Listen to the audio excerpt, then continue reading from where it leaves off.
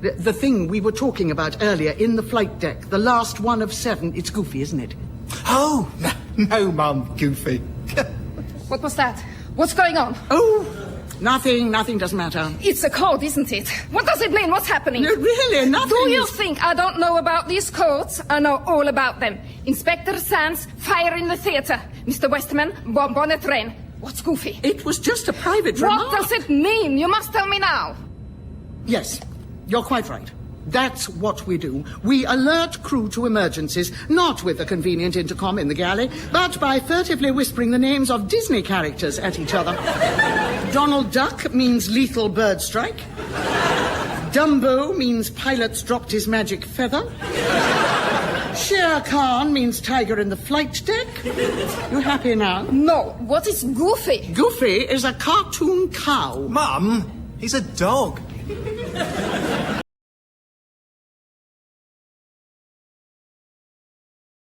Right.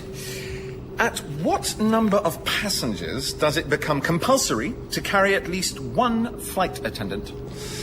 Well, we always carry at least one. So therefore, no passengers? No, 19. Oh, right. It depends, though. No, it doesn't depend. The answer is 19. Yeah, but if it's somewhere nice, Mum will come. Or if the passengers are important.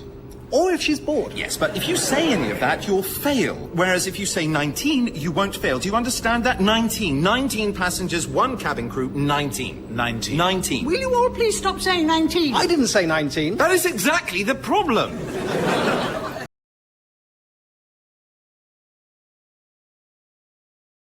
Don't you worry, I'm quite sure he'll successfully drive his baggage truck to Albacete, find and pick up the engineer, bring him back in plenty of time to fix the plane by 5. Do you think so? Not even for a moment. There's about 600 ways that plan could go wrong, even if it wasn't Martin doing it, and it is Martin doing it, with help from Arthur. You're enjoying this, aren't you? I honestly don't know when I've enjoyed a trip more.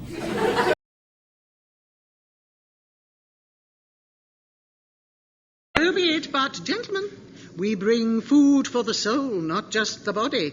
I now present Mr. Arthur Shappy with the story of a famous Scottish actor who went for a solitary hike in Russia, got caught in the rain, and regretted not having packed with more care. Or, as they say in Limerick, Sean Connery, in Vishny Volocek, in the rain, on a drizzly solo trek, said, "Forgetting my sweater has made me much wetter. I certainly do miss my polo neck."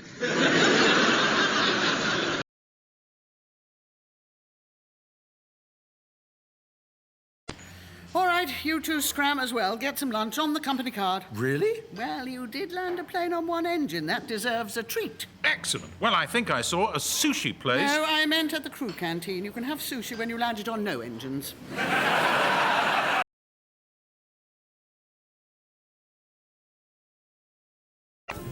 Nothing. You know, I think maybe you should give up on teasing. It's not really your thing.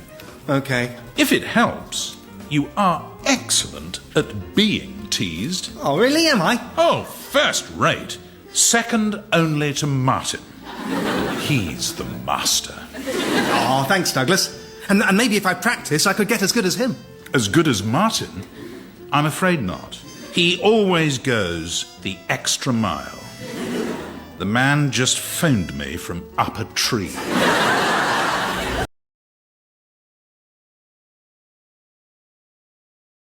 Because Swiss Airways are going international next year. Oh, bully for them. By buying up lots of smaller airlines, such as Air Caledonia. With massive redundancies. Now, as a senior captain, I have the option of keeping my job if I move to Zurich. Or I can take redundancy. And get another job? Where? Well, I don't know. Well, nor do I. 56-year-old pilots are far less in demand than you'd think. I'd assume they're in no demand whatsoever. I realized even as I said it, I was talking to the wrong person.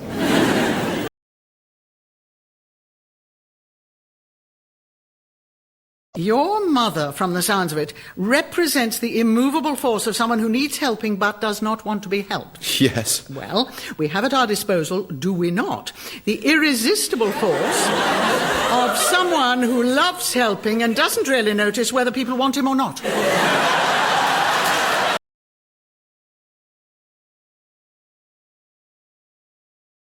No, Skip, it's a good game. It's just a bit overcomplicated.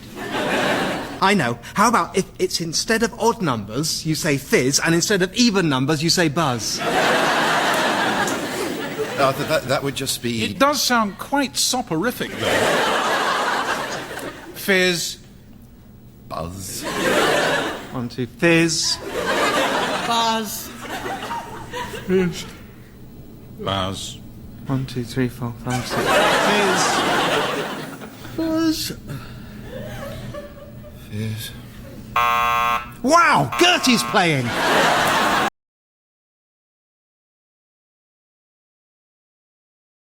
Well, firstly, you'll be pleased to know your references from your current airline are excellent. Oh, are they? Indeed.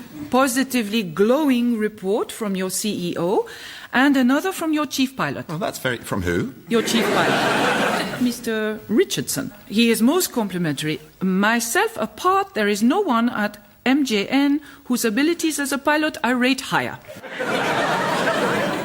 How kind. And we also request your CEO to select at random a member of the cabin crew to fill out a questionnaire, rating you on various attributes from poor to very good. In your case, the respondent drew in and ticked an additional box at the end of each line labeled brilliant. Gosh, I wonder who that was.